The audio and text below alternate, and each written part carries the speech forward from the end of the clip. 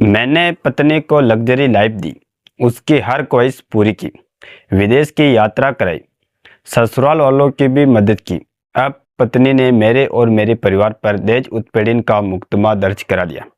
मैं जीना नहीं चाहता हूँ, उसने मेरी जिंदगी बर्बाद कर दी। ये कहना है एक पति का जिसने अपनी बीवी पर कई गंभीर आरोप लगाए। कभी प्यार की मिसाइल बनी एक शादी, अब कोर्ट कचहरी की गलियों में गूंज रही। कहानी है बरेली एक सॉफ्टवेयर इंजीनियर विवेक की, जिसने अपनी पत्नी शालिनी को लग्जरी लाइफ देने का सपना देखा था, लेकिन अब यही सपना उसकी जिंदगी का सबसे बड़ा दुश्मन बन गया। क्या है इस दर्द भरी कहानी के पीछे की सच्चाई, चलिए आपको विस्तार से बताता हूँ। नमस्कार, मैं राधेश्याम और आप देख रहे हैं KSR न्यूज़ 24। दरअसल 2019 में विवेक और शालिनी ने लव मैरिज करी थी। विवेक ने शादी के बाद शालिनी को दुनिया की हर खुशी देने की कोशिश की, लेकिन इस कहानी में मोड़ तब आया जब शालिनी ने अपने पति और उनके परिवार पर गंभीर आरोप लगाए। शालिनी का कहना है कि शादी के बाद से ही उसको ससुराल वाले दहेज के लिए प्रताड़ित कर रहे हैं। इतना ही नहीं, उन्होंने आरोप लगाया कि उनके पति का एक तांत्रिक से भी संबंध है और उन्होंने बेटे की मांग को लेकर ताने दी। ये सारे आरोप सिर्फ उनके पति पर नहीं बल्कि अपने ससुर, सास और जेठ पर भी लगाए गए।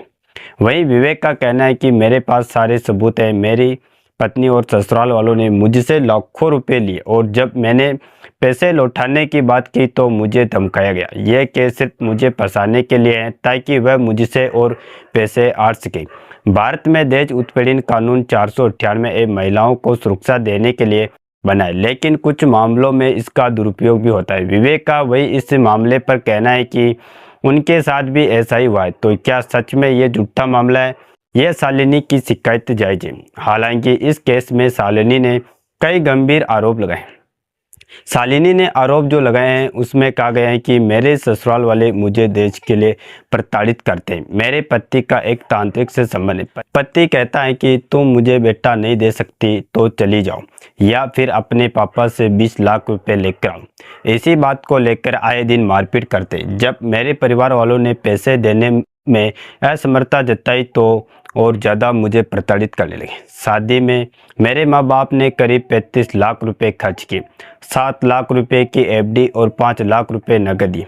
सोने चांदी के जेवर समेत सभी घरेलू उपयोगों का सामान दिया। इसके बावजूद मेरे पति, सास, ससुर और जेठ दहेज के लिए मारते पीटते हैं। शादी 1 साल के बाद मैंने एक बेटी को जन्म दिया। इस पर ससुराल वालों ने कहा कि हमें बेटा चाहिए, तूने बेटी को जन्म क्यों दिया। इसके बाद उनकी यातनाएं, उनकी तकलीफ, उसके साथ मारपीट और ज़्यादा बढ़ गई। बेटी के दूध तक के पैसे ससुराल वालों ने नहीं देते थे। दोनों इस कहानी के दो पहलू हैं। शालिनी का कहना है कि उनकी शादी में उनके माँ बाप ने 35 लाख रुपए खर्च किए, इसके बावजूद उन्हें दहेज के लिए परेशान किया गया। वहीं विवेक का इस मामले पर कहना है कि उन्होंने शालिनी और उनके परिवार को लाखों रुपए की मदद की।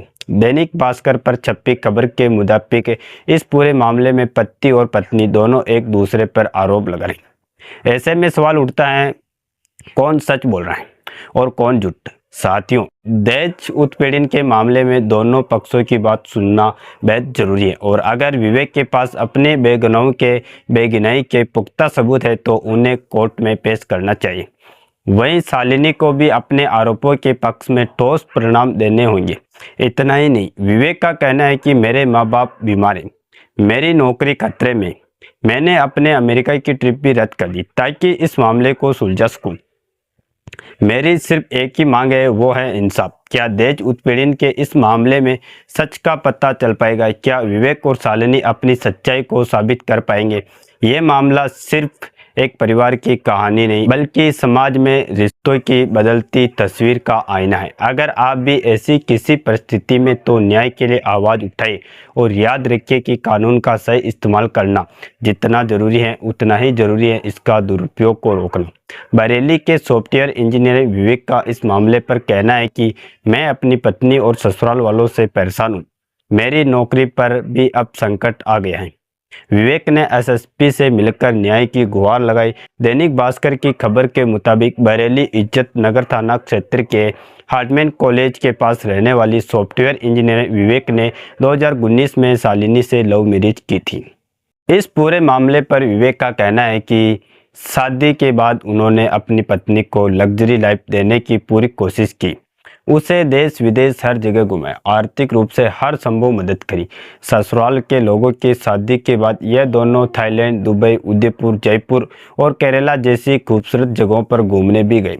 वहीं शालिनी और उसके परिवार के ऊपर लाखों रुपए खर्चा भी किए। लेकिन अब आर्थिक मदद के बाद भी विवेक का आरोप है कि शालिनी घर वाले उसे मानसिक और आर्थिक रूप से अब परेशान करें। विवेक ने इस पूरे मामले पर कहा है कि पत्नी और उसके परिवार ने मेरे ऊपर दहेज उत्पीड़न का झूठा मुकदमा दर्ज करवाया। यह मुकदमा पैसे ठग के लिए दर्ज करवाया गया। मैंने कभी भी दहेज नहीं मांगा, इसके बावजूद मेरे खिलाफ झूठे आरोप लगाए गए। विवेक का कहना है कि इस पूरे मामले पर कि शालिनी के भाई और परिवार के बाकी जो लोग हैं, बाकी जो सदस्य हैं, वो विवेक के ऊपर लगातार पैसे उससे वो मांग रहे हैं। जब पैसे उसने वापस जो पैसे ससुराल वालों को दिए थे, जब उसने वो पैसे वापस मांगे तो उसे धमकाया गया। कहा गया कि अगर पैसे मांगे तो दहेज उत्पीड़न का केस दर्ज करा देंगे। इतना ही नहीं, विवेक का यह भी कहना है कि उसकी नौकरी और भविष्य दोनों खतरे में। विवेक ने दैनिक भास्कर से बात करते हुए यह भी बताया कि माँ बाप बीमार है, यह सब मुझे मानसिक रूप से परेशान करें। विवेक ने यह भी बोला है कि उनके पास अपनी बेगुनाही के सारे सबूत मौजूद हैं। इनमें उनके बैंक स्टेटमेंट, लेन देन के दस्तावेज और बाकी प्रमाणु शामिल हैं। इतना ही नहीं, अमेरिका की उनकी एक ट्रिप थी जिसको उन्होंने रद्द कर दिया था ताकि वह इस पूरे मामले को अपनी पर्सनल लाइफ को सुलझा सके। विवेक ने इस केस में एसएसपी अनुराग आर्य से शिकायत की। इस केस के अपडेट्स के लिए हमारे चैनल को सब्सक्राइब करें और कमेंट करके हमें बताएं आपके हिसाब से इस पूरी स्टोरी में सही कौन है और गलत कौन है, विवेक या शालिनी।